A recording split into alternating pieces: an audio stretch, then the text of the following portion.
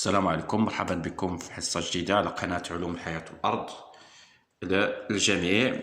حصة اليوم غادي نشوفوا من خلالها كاع لي QCM اللي تحطوا في استرداد المعارف في الوحدة الثالثة المتعلقة باستعمال المواد العضوية وغير العضوية. إذا نبدأ ب 2015. السؤال الأول: عرف ما يلي: الترميد، الانتقاء أو الفرز. إذا الترميد يقابله بالفرنسية لانسينيغاسيون. الترميد تقنية تتمثل في حرق النفايات في أفران خاصة بهدف إنتاج طاقة حرارية قابلة للاستغلال. الانتقاء تقنية تصنيف وفرز النفايات المنزلية حسب طبيعة مكوناتها. L'incinération des déchets ménagers, c'est la combustion des déchets ménagers pour la production d'énergie thermique et électrique. En ce qui concerne le tri, c'est une sélection des déchets selon leur nature. بالنسبة للسؤال الثاني، يوجد اقتراح صحيح يعني واحد اللي صحيح. بالنسبة لكل معطى من المعطيات المرقمة من 1 إلى 4 ينتج الارتفاع المفرط لتركيز الغازات الدافئة. مثال: ثنائي أكسيد الكربون. الغازات الدافئة هي الغازات التي تخزن الحرارة في الهواء عن استعمال الطاقة الريحية، ماشي صحيح. الطاقة الجيوحرارية ماشي صحيح. إذن هنا لينيرجي إيوليان، لينيرجي جيوتيرميك، لينيرجي هيدروليك أو الطاقة المائية، لينيرجي فوسيل أو الطاقة الأحفورية. إذن عندنا دال هو اللي صحيح، لينيرجي فوسيل. نشوفوا الثاني: للتخلص من النفايات العضوية واستغلالها لإنتاج الطاقة نعتمد على تقنية إنتاج البيوغاز. إذن هنا النفايات العضوية بغينا نصاوبوا منهم طاقة. إذا واش غادي نصاوبوا السماد العضوي، نردوا منهم سماد عضوي أو طمر نفايات أو تدوير نفايات. إذا ألف هو اللي صحيح، إنتاج البيوغاز، لا برودكسيون دو بيوغاز. بالنسبة للسؤال رقم 3: تدمير طبقة الأوزون ناتج عن تفاعل الأوزون مع ثنائي أكسيد الكربون مع مركبات الفلورو كربون، كلوروفليورو كربون. إذا صحيح. Donc l'ozone est détruit par le fait que l'ozone subit une réaction, entre en réaction avec le complexe chlorofluorocarbone. إذا هنا باء، 3 باء. تنجم ظاهرة التخاصب. ظاهرة التخاصب هي لوتروفيزاسيون. دونك لوتروفيزاسيون برون نيسونس. تنجم ظاهرة التخاصب على الأحداث التالية، وما عطاونا الأحداث ورتبوهم: انخفاض نسبة الأكسجين المذاب في الماء، حجب الأشعة الضوئية، توقف تركيب الضوئي، لا فوتوسينثيز، تكاثر سريع للطحالب، multiplication importante des algues، ارتفاع نسبة المواد المعدنية، l'augmentation de la concentration des minéraux، la diminution de la quantité d'oxygène dissous dans l'eau. دونك الترتيب ديال هاد المراحل عطاونا ألف باء جيم دال، كاع بادين ب5: لارتفاع نسبة المواد المعدنية.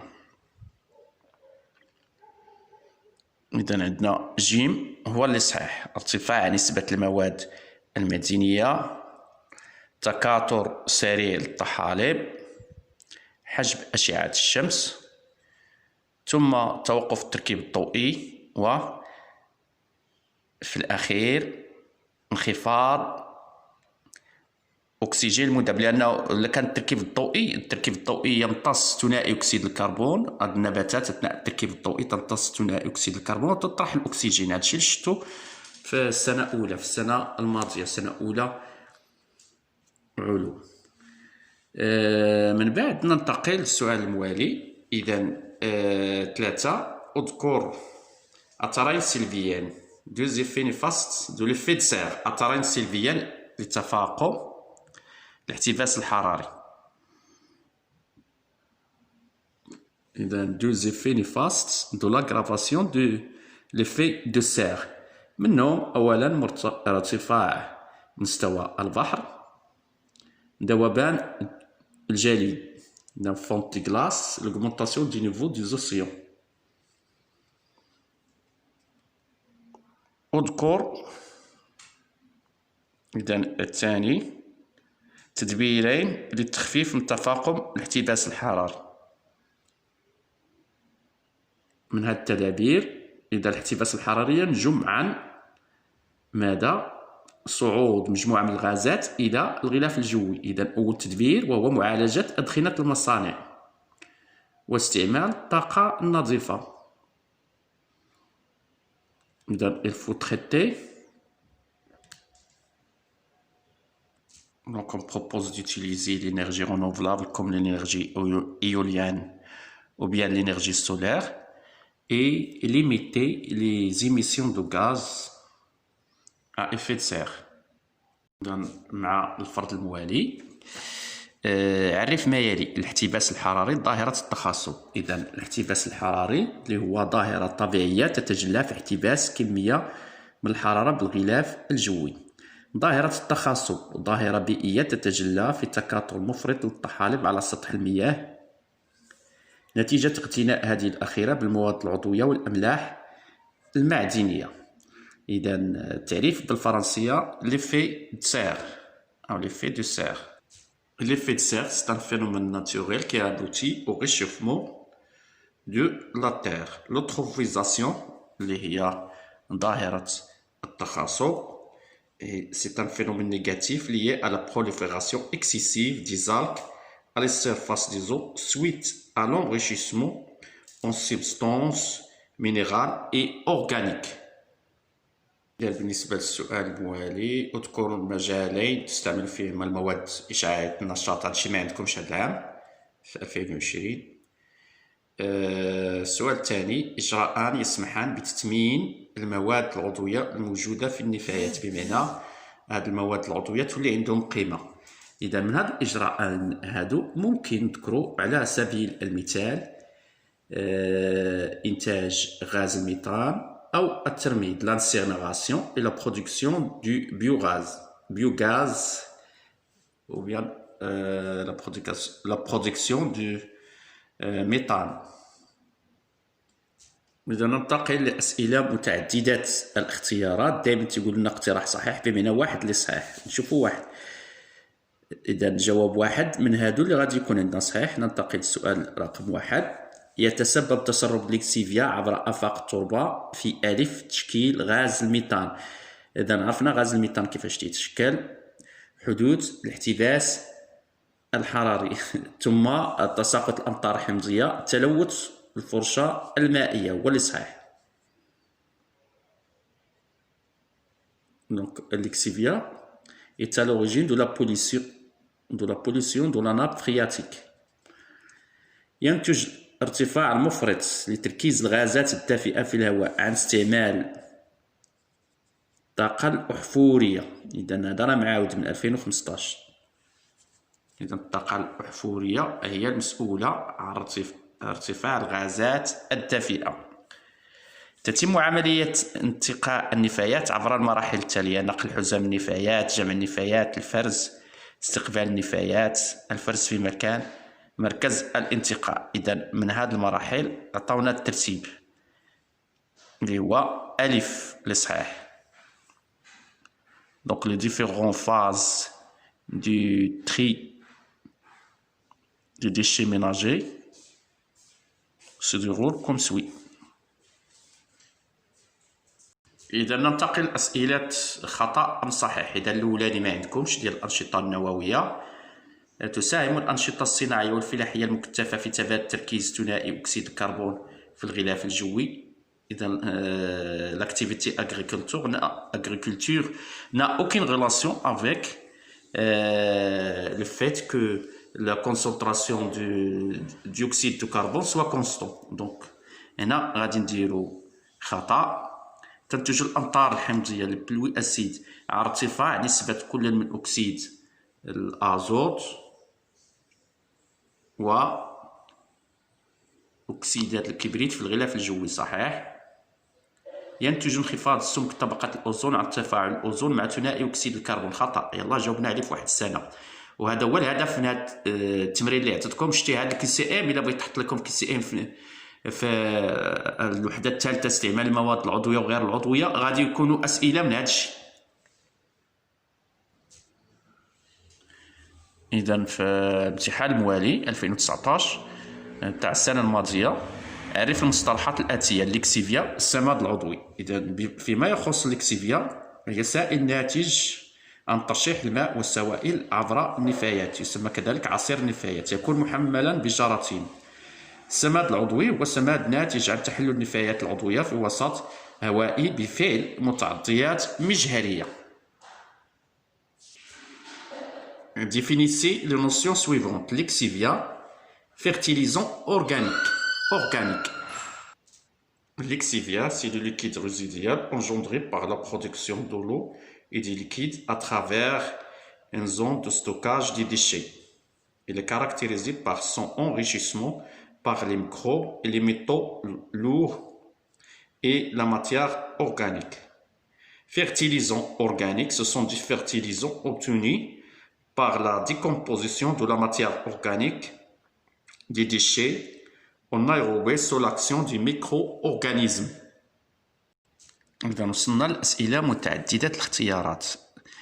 ملي تيقول لك اقتراح صحيح، بمعنى راه تكتب الرقم بحال مثلا هاد واحد وتكتب قدامها حرف اللي صحيح. إذا ينتج الاحتباس الحراري عن تلوث الهواء بإشعاعات نووية. هذا ما عندكمش كاع، هذا الاقتراح ما غادي يكونش. ماشي صحيح.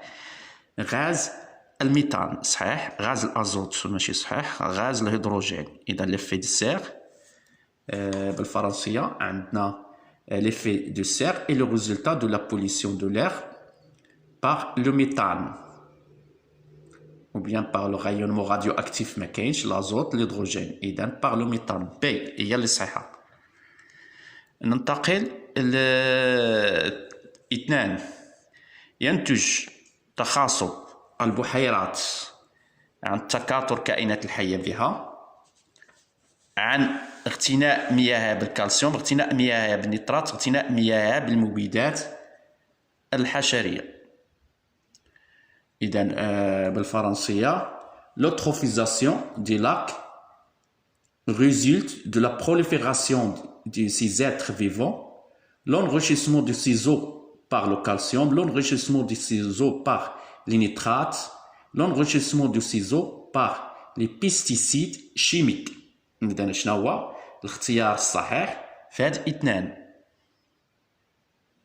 هو اغتناء مياه بالنيترات. جيم l'enrichissement de ces eaux par les nitrates.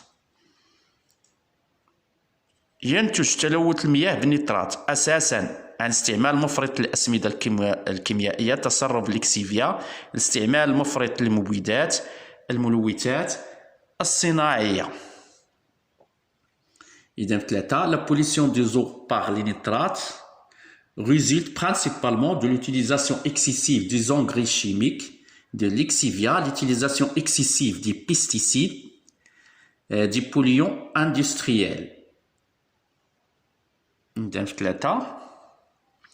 استعمال مفرط للأسمدة الكيميائية، l'utilisation excessive des engrais chimiques. بالنسبة للرابعة ما عندكمش. هنا مطلوب نكتبو صحيح أم خطأ. ينتج البيوغاز عن أكسدة النفايات العضوية في ظروف حي لا هوائية بواسطة متعضيات مجهرية. إذا recopiez le numéro de chaque suggestion et écrivez devant chacun de vrai ou faux. Le biogaz résulte de l'oxydation des déchets organiques en aérobie, c'est-à-dire en absence d'oxygène, sous l'action du micro-organisme. Donc vrai. صحيح. تنتج الأمطار حمضية عن تفاعل مركب كلوروفلوروكربون مع بخار الماء في الغلاف الجوي. هذا الثاني هذا خطأ. Les pluies acides résultent de l'interaction de l'eau atmosphérique avec le complexe CFC, c'est-à-dire chlorofluorocarbone. هذا شفناه في الوقيته فاش تكلمنا على ثقب الأوزون، ما عندوش علاقة مع les pluies acides. L'amincissement de la couche d'ozone résulte de l'interaction des oxydes de soufre avec les molécules d'ozone. إذن يرجع انخفاض سمك طبقة الأوزون إلى تفاعل أكسيدات الكبريت مع جزيئات الأوزون. إذن خطأ، قلنا راه CFC هو المسؤول عن انخفاض سمك طبقة الأوزون. هذا ما كاينش هذا العام في 2020. المؤشرات هذا DPO5 حتى هما مع DCO هادو ما عندكمش. معيار تحديد جودة الأوساط المائية، هذا معيار تحديد أو مؤشر تحديد جودة التربة. C'est un indicateur de l'état du sol basé sur le peuplement des macro-invertébrés. voilà. إذا إلى اللقاء، نتمنى إن شاء الله تبارطاجيو مع الأصدقاء ديالكم هذا الفيديو هذا.